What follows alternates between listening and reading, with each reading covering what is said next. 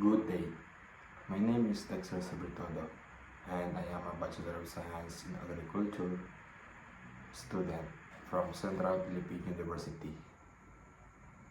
I have practical skills in farming, including land preparation, planting, crop maintenance, and harvesting.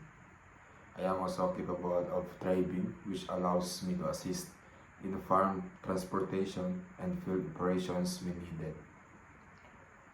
Through my academic training, I gained knowledge in crop production, soil management, and sustainable agricultural practices.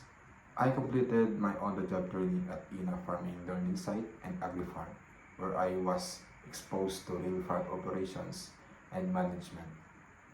I assisted in daily farm activities, crop monitoring, and farm maintenance. This experience strengthened my discipline, teamwork, and problem-solving skills in actual agricultural settings.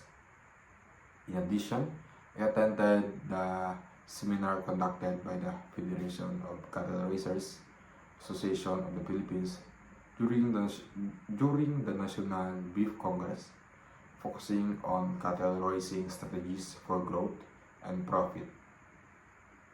This seminar enhanced my understanding of livestock production, proper cattle management, and business strategies to improve profitability in beef industry. I am hardworking, adaptable, and eager to continuously learn and improve.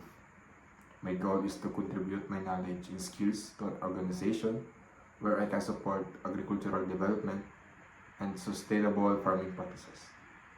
Thank you for taking the time to watch my video resume. I look forward to the opportunity to be part of your team.